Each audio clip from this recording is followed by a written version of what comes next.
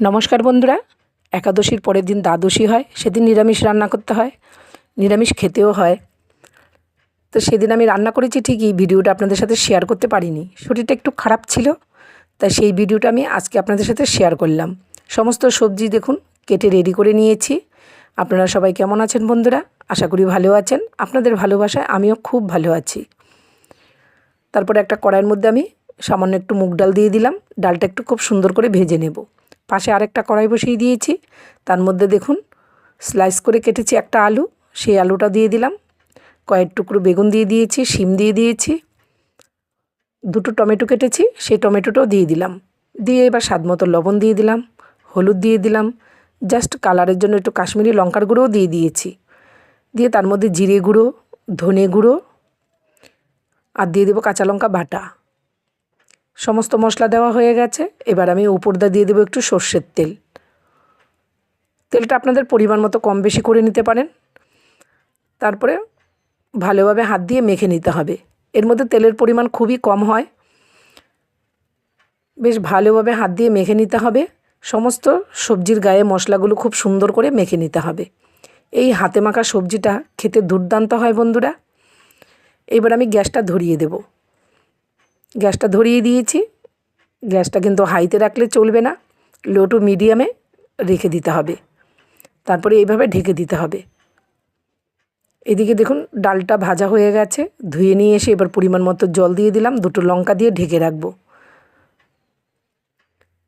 এই পাশে সবজির ঢাকনাটাও সরিয়ে আবারও নেড়ে দিচ্ছি। লো টু মিডিয়ামে গ্যাসটা রেখে এইভাবে সবজিটা নেড়ে দিতে হবে, আবারও ঢেকে দিতে হবে।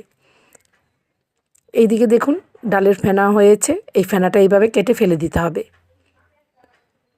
ডালের ফেনাগুলো কেটে ফেলে দিয়ে আবারও ঢেকে দিলাম। ডালটা সেদ্ধ হলে আমি নামিয়ে নেব।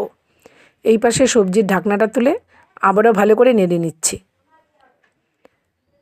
এই নিরামিষটা খেতে দুর্দান্ত হয় বন্ধুরা।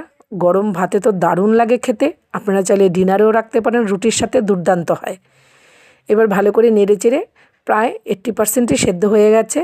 এবার আমি জলের পরিমাণটা অল্প করেই দিয়ে দিয়েছি, দিয়ে আবারও ঢেকে দেব।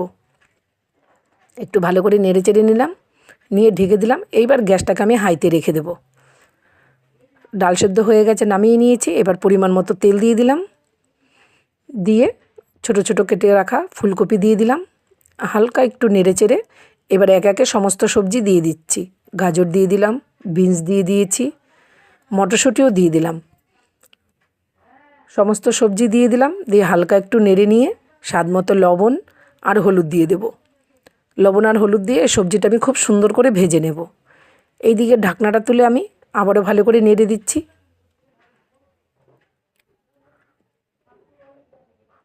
এই সবজিটা রান্না করতে গেলে কিন্তু অনেকটা ধৈর্য ধরে রান্নাটা করতে হবে, তাহলে কিন্তু সুস্বাদু খাবারটা খেতে পারবেন। তাড়াহুড়া করলে চলবে না, অনেকটা ধৈর্য ধরে আস্তে করে রান্নাটা করতে হবে। এই পাশে আমার সবজিগুলো ভাজা হয়ে গেছে, নামিয়ে নিয়েছি। ওই কড়াইয়ের মধ্যে আবার তেল দিয়ে কয়েকটা বড়ি ভেজে নেব। বড়িগুলো ভেজে নামিয়ে নিয়েছি। বাকি যে তেলটা আছে ওর মধ্যে আমি ফোড়ন দিয়ে দিলাম শুকনো লঙ্কা, তেজপাতা আর গোটা জিরে। খুব সুন্দর করে ফোড়নটা হয়ে এসছে। এইবার আমি ফোড়নটা হাতে মাখা সবজির মধ্যে ঢেলে দেব। দেখতেই পেয়েছেন আপনারা, হাতে মাখা সবজির মধ্যে ফোড়নটা ঢেলে দিয়েছি। আর 4টে ভেজে রাখা বড়িও দিয়ে দিলাম, দিয়ে ভালোভাবে একটু নেড়ে চেড়ে নেব। দেখুন এবার সমস্ত সবজি কিন্তু দারুণ সেদ্ধ হয়ে গেছে। ঝোলটা আরেকটু শুকিয়ে নেব। এবার কুচানো ধনেপাতা দিয়ে দিলাম। যেহেতু নিরামিষ রান্না, স্বাদের ব্যালেন্সের জন্য একটু মিষ্টি গুঁড়ো দিয়ে দিয়েছি। দিয়ে বেশ ভালো করে আবারও নেড়ে নেব। দেখতেই পাচ্ছেন গ্রেভিটা কিন্তু একদম মাখো মাখো হয়ে গেছে। ব্যাস এবার আমি নামিয়ে নিলাম, একটা পাত্রে নামিয়ে নেব। বললাম যে গরম ভাতে দারুণ লাগে খেতে, আর রাতে রুটির সাথেও আপনারা রাখতে পারেন। দুর্দান্ত হয় এই নিরামিষ রান্নাটা। একবার বাড়িতে ট্রাই করে আমাকে কমেন্ট করে জানাবেন। একটা পাত্রে সার্ভ করে নিয়েছি, এবার এটা ঢেকে দেব। তারপরে পাশের কড়াইটার মধ্যে আমি আবার ফোড়ন দিয়ে দিচ্ছি, এলাচ, দারচিনি, জিরে, তেজপাতা, শুকনো লঙ্কা, আর দিয়ে দিলাম একটু আদা বাটা আর জিরে গুঁড়ো। তারপরে দিয়ে দিচ্ছি কাজু আর কিশমিশ, দিয়ে খুব সুন্দর করে ভেজে নেব। পরিমাণ মতো হলুদ আর লবণ দিয়ে দিলাম, দিয়ে কাজু কিশমিশটা ভালোভাবে ভেজে নেব। কাজু কিশমিশটা ভাজা হয়ে গেছে, তারপরে সেদ্ধ করে রাখা মুগের ডালটা আমি দিয়ে দিলাম। ভেজে রাখা সবজিগুলোও দিয়ে দিলাম, ফুলকপি, বিনস, গাজর, মটরশুঁটি যেগুলো ভেজে রেখেছিলাম সমস্ত কিছু ডালে দিয়ে দিয়েছি। পাশে কড়াইটা ধুয়ে নিয়ে এসেছি, তার মধ্যে দিয়ে দিলাম সর্ষের তেল, জিরে আর শুকনো লঙ্কা, চেরা কাঁচা লঙ্কা দিয়ে আমি ভেতর শাকটা দিয়ে দিলাম। এই নিরামিষ দিনে ভেতর শাকটার মধ্যে জিরে শুকনো লঙ্কা ফোড়ন দিলে আমার খুবই ভালো লাগে। আপনারা যদি চান কালো জিরে ফোড়ন দিতে পারেন, কিন্তু আমার কাছে জিরের ফ্লেভারটা দারুণ হয়, তাই আমি জিরে শুকনো লঙ্কা ফোড়ন দিয়েছি। এবার ডালটা একটু নেড়ে চেড়ে গরম মশলা গুঁড়ো দিয়ে দিলাম আর মিস্ত্রি গুঁড়ো দিয়ে দিলাম, দিয়ে আবারও ভালোভাবে নেড়ে চেড়ে ডালটা নামিয়ে নিচ্ছি। আমার এই একাদশীর পরের দিন এই তিনটে রেসিপি আপনাদের কেমন লাগলো অবশ্যই কিন্তু কমেন্ট করে জানাবেন। আপনাদের কমেন্টগুলো পড়তে আমার খুবই ভালো লাগে। তারপরে দেখুন কড়াইটা ধুয়ে নিয়ে এসে আবারও তেল দিয়ে দিলাম, শাকটা একটু নেড়ে দিচ্ছি। এই ভেতর শাকের থেকে অনেকটাই জল বেরোয়, শাকটা একটু ভালো করে নেড়ে দিয়েছি, দেখুন কতটা জল বেরিয়েছে। এই জলটা আমি ভালোভাবে শুকিয়ে নিতে হবে কিন্তু। এইবার পরিমাণ মতো লবণ আর হলুদ দিয়ে দিলাম, দিয়ে শাকটা একটু নেড়ে চেড়ে নেব।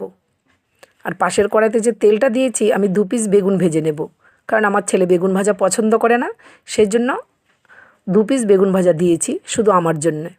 আমি আগের থেকে আপনাদের কাছে ক্ষমা চাইছি বন্ধুরা, ভেজ ডালটার মধ্যে ঘি দিতে ভুলে গেছিলাম, তাই আমি এখন গরম ডালের মধ্যেই বড় চামচের 1 চামচ ঘি ঢেলে দিলাম।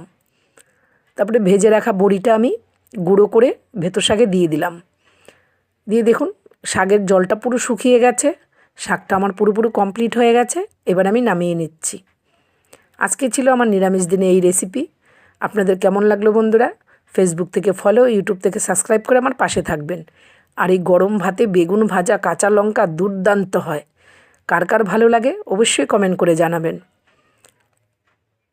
একটা লেবু কেটে নিয়েছি, ব্যাস দেখুন হাতে মাখা সবজি, তারপরে ভেজ ডাল আর ভেতর শাক বেগুন ভাজা, সাথে একটা লেবু।